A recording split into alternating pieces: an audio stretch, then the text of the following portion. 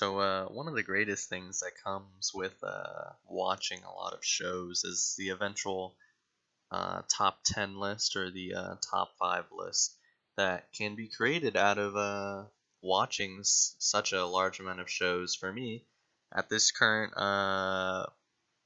date of July 28th, 2020, I have completed a total of 191 shows. For some people, that may be little. For some people, that may be a lot, depending on how much experience and how much time you're willing to put into the medium. But for me, I've been on a pretty good track, I think, for the past 3 years about. I think I started watching in fall of 2017, and then I moved on for a little bit, and then came back to watch a little bit more.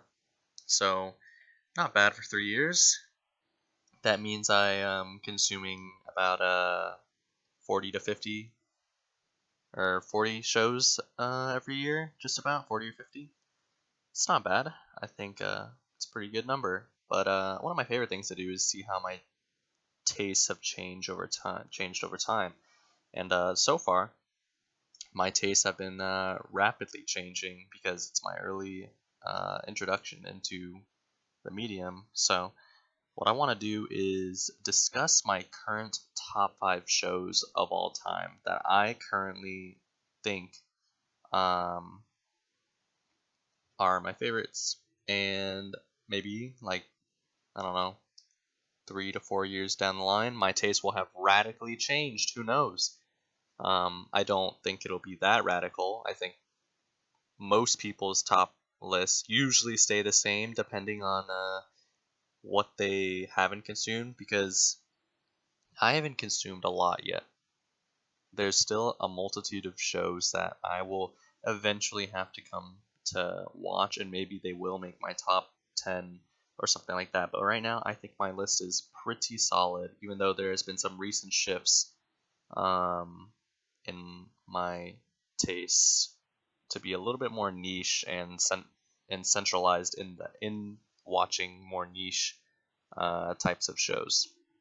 So let's just start with The Wind Rises. This is Hayao Miyazaki's final film.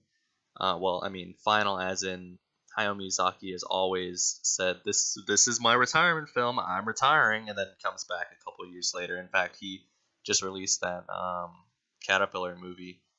So who knows if that guy's really retired? But this film is essentially a guy who likes to dream. He's kind of lost in fantasy a lot of times. He's a dreamer, and he is a really compelling character to follow throughout this movie. That is mostly about aviation and war. That tends to be the common theme with Miyazaki's films, of course, being humanity is too disconnected with nature, and and war is, and industrialism is bad and stuff like that. That's always been Hayao Miyazaki's forte when it comes to film. But this film especially is more grounded and more realistic.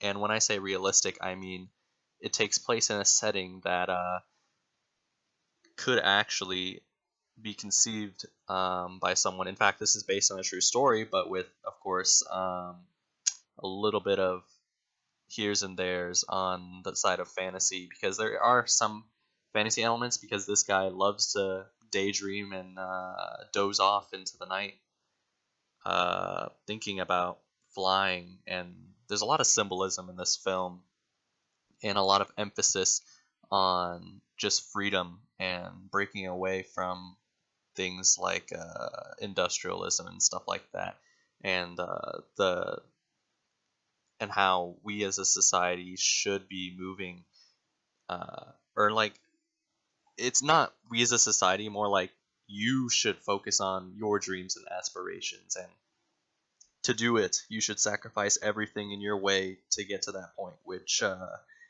if you've seen the film, maybe you understand what I'm talking about. But if you haven't, what I'm trying to say is that there's a narrative essentially built in the film where you can really understand why this character really is motivated to become free from all worldly things and just fly, because that has been his dream, essentially, for all of his entire life, and he's willing to sacrifice literally everything to achieve that. And the way it's told, the sound effects, the music, all combined. Joe Hisaishi, man, you put Joe Hisaishi and Hayao Miyazaki on the same wavelength, you just can't go wrong. In fact, the SFX are completely done by hand and mouth, which is pretty incredible if you watch the movie. The sound is, the set pieces and sound design is all really feels a little bit homemade, right? It gives you a sense of I don't know, how do you say, like, amateur, like going back to an amateur type of film, but it's definitely just extremely polished and a great time to put on, and it's also pretty emotional. So I highly recommend this one, and I don't think this one will leave my top 5. If it does, who knows? Next up, we have Rurouni Kenshin Sukohen. I don't know how to say it. I usually just say Trust and Betrayal because that's what its English name is. But there's another thing called Sukohen, and it just gets confusing sometimes. So I usually just refer to it as the Rurouni Kenshin OVA. But this specific OVA was made in 1999, which is essentially one of the golden ages of original anime. And this is a really good time. From start to finish, you get classic introduction into the real grit of being a samurai. Unlike other samurai shows that really gloss over it and fantasize and like hero or create a hero persona out of samurai, it doesn't feel the same in this specific OVA because it's more like uh, it's more portrayed as a curse rather than something that's heroic and stuff like that. And there's a lot of intimate moments that isn't really shown to be a common trait of most samurai. Most samurai are portrayed to be hardened and battle torn by their experiences in war, but the way it's portrayed here is that most of the samurai here are really soft, and their movements pretty much reflect their identity. The main character, Kenshin, is a really solemn dude. He's pretty pretty scarred by the war he had participated in, and to become the martyr for a revolution is something that is just too much to handle sometimes, especially if you don't die. Take for example the considered martyr of the American Revolution, Crispus Attucks. He was an African American who died in the Boston Massacre. I'm pretty sure, and I'm pretty sure if he survived the massacre, it would have pretty much scarred him for the rest of his life. And this is essentially taking that type of thing and making it into that era of samurai history and the shogunate and stuff like that. I don't really know the details on a lot of this era of Japanese history. I know more of the war period of 1941 to 1945 or something like that. But essentially, the music here, it's amazing. I forget who does the music for this one. I'm pretty sure he does the music for Now and Then and Before and After. I think that's what it's called. Let me see. might as well check real quick because this soundtrack is absolutely mind-blowing. Taku Iwasaki, he was actually really popular back in the day for his soundtracks, and he's almost just as good as Joe Hisaishi at some points, except that his music does get a little repetitive sometimes, but that's only if you watch most of his works. But I don't really want to give away too much about this because the more I talk about it, the more I'm probably just going to give away. But there's really strong themes of like relationships and their ramifications and consequences through being an assassin or a swordsman or a samurai and stuff like that. And it's really done with the utmost polish, especially the fight scenes too. It's not even heavily focused on the fight scenes, but it does get them right. This is one of Studio Dean's best works. But we'll see down the line what I consider to be their best work after all. Next up on the list is Sangatsu no Lion, or March Comes In Like a Lion. Now, this is actually my most recent addition to my top 5 list. I actually just watched this like maybe a month ago, and it was just an amazing show. There's really, I did a comprehensive review on it, and if you'd like to check out that review, it's up on my Mal. But this show is more heavily focused on characters and how different person or people in one's life can really shape the way you walk through it and stuff like that. Because for the main character, essentially, he's a broken uh, teenager who has to live through insufferable, unspeakable acts sometimes, and he lives his life reflecting on the actions of others, and how that plays out is pretty astonishing to eventually unravel as the show continues on. There's not really a lot of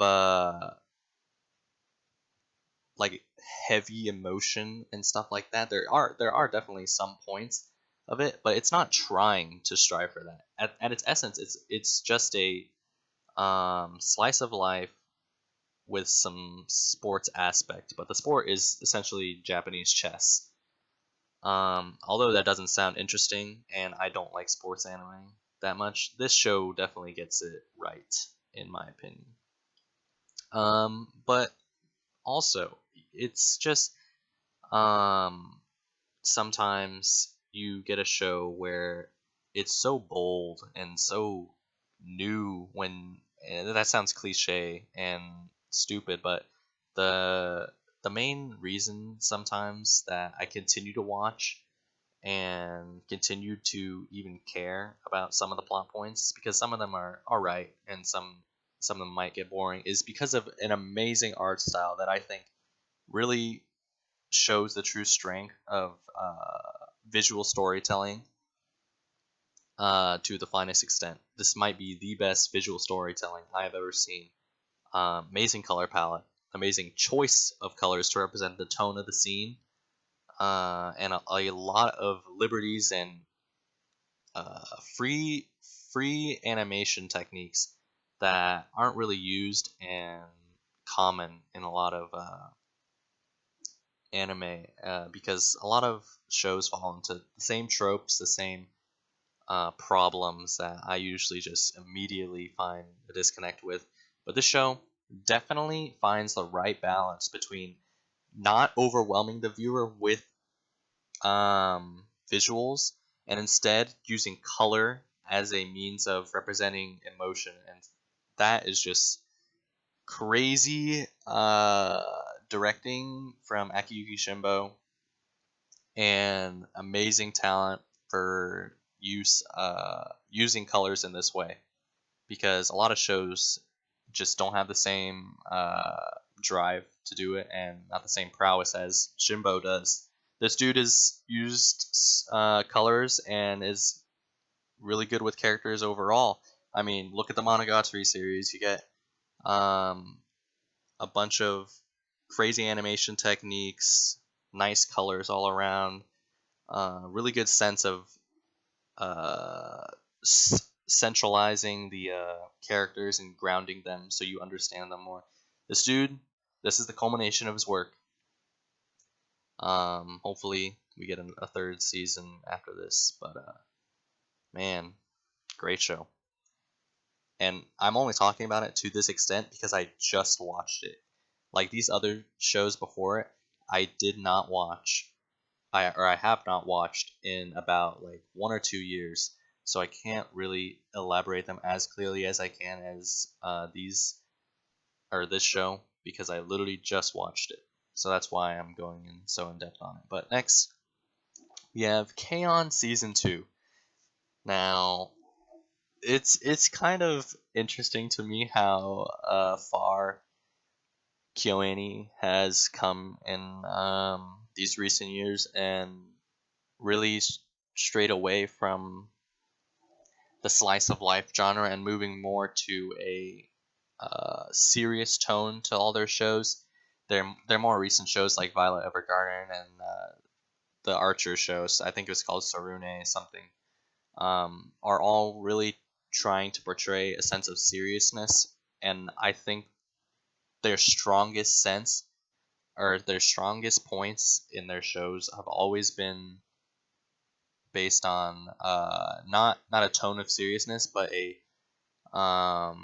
lighthearted attitude, and really bringing together a really cool or a really good designed group of characters and building upon that concept.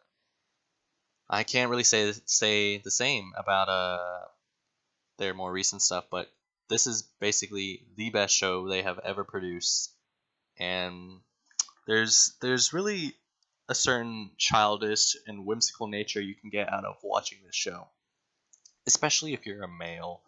This really I think has a greater effect on males than females because the way it transforms a male to essentially become a part of a girls group pretty much makes them a female in the group as well because uh uh what am I trying to say? It's sort of like you're a part of the group, you feel like a little girl just like them, and you want to be a part of that group because you feel a strong connection with these characters after spending time with them each episode and building upon that concept to become a part of the show itself, right?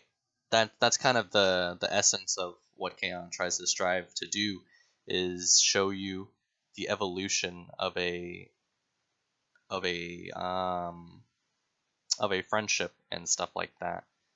And I don't think slice of life and I don't think this show is necessarily striving to be a moe blob, but there are certain moe elements that I think really complement the show really heavily.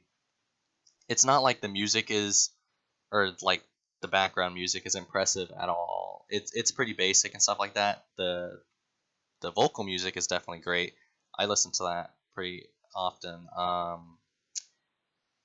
Also, the art is really it's decent for KyoAni. Like they've had decent practice in doing this type of stuff, but the reason it's up here is solely because of its characters and solely because this is the only show of its kind to ever make you feel a part of a group in a slice of life, which is essentially what I think slice of life should turn into. You should feel like you are part in that club room because there's really no point to just watching these people just drinking tea and doing weird stuff if you don't feel like you're a part of the group and you don't feel like you're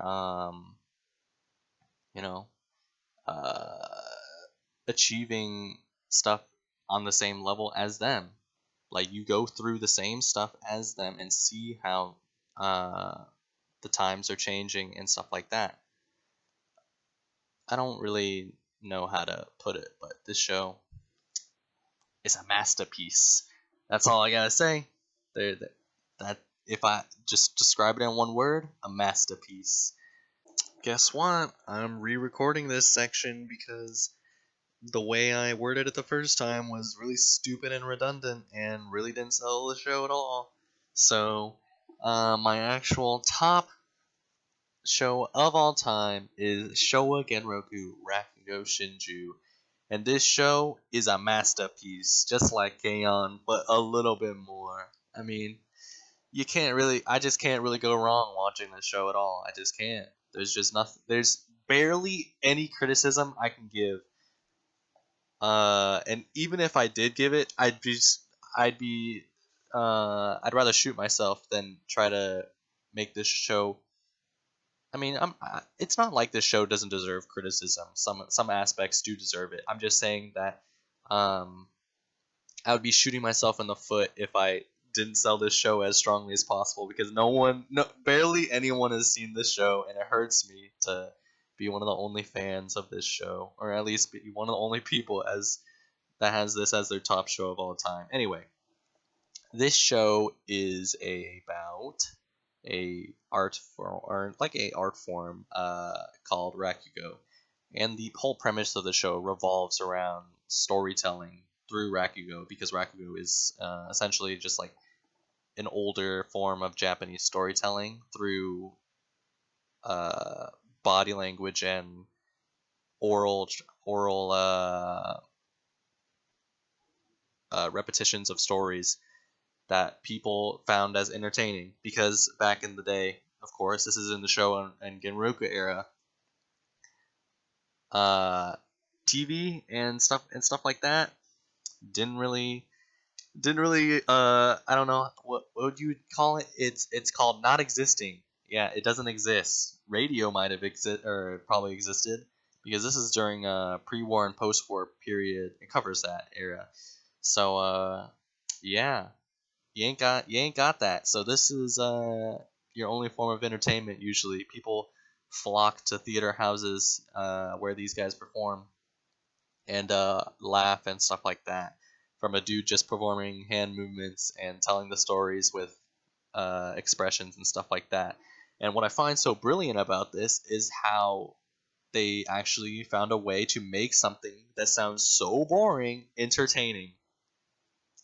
And some people might actually just find this show boring, which is, understandable, I guess, but I certainly didn't. Uh, Combined with this show really excels off its voice actors and its music really strongly. Um, Characters, they're all right, but what really comes across as the most important aspect, I think, of this show is its narrative. And you can only, I think, the only way to make this show in your top 10 is to completely connect and, really have a strong affiliation with its narrative and, the elements and themes that come along with it. There isn't a lot of symbolism or any type of that jazz, so it's not heavy on like, analyzation or analyzing anything. It's mostly just an entertaining show about a certain art form that I had no idea existed, and therefore I was interested, right? And the way that this narrative is eventually stretched across an entire generation of people is, pretty, interesting to me, especially how, intricate and well developed these characters are. As flawed as they may be, I don't think they're that flawed, but they're flawed in the sense that they're not easy to connect with because they're so outside of our time period. How could you? There's really nothing I connect with the main character or the side or the other characters, because there's nothing I could um, possibly have or had that they had to go through, especially in a time of war, and, their only form of entertainment being nothing related with technology of the sorts. So I'm at a complete, loss in this part with its characters, but they are interesting enough to the point where, uh, I want to learn more about this era and how they found this entertainment appealing. and stuff like that. And that really ties into the whole narrative and how plot lines are created without you even knowing it, and certain foreshadowing is presented, and you may not even know it's foreshadowing. And that's what's really interesting on the first watch of this show, I had at least, not knowing what comes next and just waiting in anticipation at what comes next, because I'm so driven, or I'm so invested in its narrative, that I can't really care as much as care about its characters as strongly as I do the narrative. And that specific aspect really is interesting to me, because usually I'm a character dude and I don't care about narratives, but this narrative is interesting enough that I care about the narrative and don't care about its characters. And so it's sort of a weird stark contrast in sort of my opinion, uh, that wouldn't really fly today, I don't think. But what does that tell you? The narrative is that good that I valued it more than its characters, and I really go pretty hard on characters when they're terrible and stuff like that. But none of these characters are pretty terrible. They're all really competently written, and the more intimate moments are mostly due to the author of this original series, or the author of the series actually being a BL manga creator, which is essentially yaoi and stuff like that. They really understand how to uh, create really intimate relationships and stuff like that. Because if you, I don't know how to explain it, but I think LGBT people that know how to portray LGBT relationships and have a lot of experience portraying it in that way really come uh, strong in character relations department, because they study people a lot to understand more about themselves. Therefore, it comes out in their work a lot more prevalently than someone who always has been part of the norm and hasn't had to study people as intensely as LGBT people, as they learn about themselves more and learn about the world that they revolve, or about the world that revolves around them and stuff like that. Because the world definitely doesn't center around uh, I'm not gonna say not normal people, but like doesn't revolve around that type of mentality per se. I don't know. Maybe I'm just, I don't know how to put it. But I think you get the point. Anyhow, music. This show has one of the best soundtracks I've ever heard in my entire life. Kana Shibue, she has done the composer of the soundtrack for this is an absolute genius, and she has composed 4 other soundtracks for different shows, and they're all terrible. But this show, for some reason, she somehow pulled it together and created something really great. So good for her. I think this is definitely on the same level as something you'd get from a John Williams soundtrack and Joe Hisaishi, except this one is smooth jazz all the way through. And through this show, I actually had a newfound appreciation for smooth jazz and how emotional it can be sometimes. So she is on par with those types of people and experience. Although she has very little experience, she definitely appears to be on the same level of experience as them, because this soundtrack definitely shows that at points. Anyhow, the art is fine. I don't think it's anything special. Studio Dean hasn't really bold like Shaft previously, like Sangatsu no Lion or Monogatari, but Studio Dean gets the job done. I don't think there's any cliche tropes that they fall into through this show. I don't think it was prevalent in the manga at all. I didn't even read the manga. I read like maybe 1 or 2 chapters, got bored, because the show is just so much better adapted that there's really no point. Anyhow, um, hopefully I've sold you on at least watching one episode of this show to at least some degree, because I think this show is pretty amazing. And it's number one for a reason. It's not like I just put anything in a number one. Uh, I don't know anyone who has this show at a number one actually, and you know, through me examining all these shows and stuff like that, I don't know if you can really get a sense of who I am through my taste, because it's kind of varied. Except for all of them really, or three of them actually, revolve around historical contexts. So maybe you could say I'm just a historical fanatic. Uh, but I don't think that's true. I think that I just tend to gravitate more to historical contexts, but I don't think I'm a fanatic.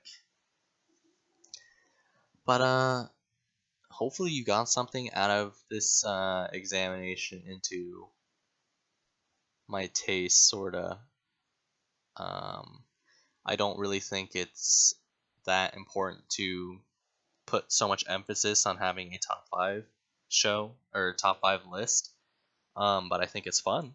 It's definitely fun to make lists like this. Like if I made a top five moe shows, I don't even know the definition of moe, nor does like half the anime community. So there's really no point. Um, top five tsundere shows, that might be fun. But you know, at the end of the day, it's all about having fun making a list like this. I definitely had a little bit of fun talking about these shows because I put a substantial amount of time looking into them and really connecting with the some part of it at least. And hopefully you might check one of them out. In my opinion, you wouldn't go wrong checking out any of these shows, except if you're like Demon Slayer is the best show ever created. Maybe then you might not like these shows, um, because based on that assumption, that you believe that Demon Slayer is the best show ever created, I don't think that we will get along very nice. I mean, we'll get along, but I just won't take your opinion extremely seriously, unfortunately. But who cares? It's an opinion. My opinion doesn't matter. Your opinion doesn't matter. We both agree on that, at least. But thanks for watching. If you did watch all the way through, I'll probably put timestamps so you don't have to listen to shows you don't want to, of course. But anyhow, thanks for tuning in to this extremely long and not concise video in which I made a post about making more concise content, but you really can't. I can't make this concise. There's no way. I'm talking about top five shows. If someone glosses through their top five shows, they're doing it a disservice. I am doing these shows a service because I like them. It's like, you know, come on, man. Do you care about them at all? Don't make a 10-minute video.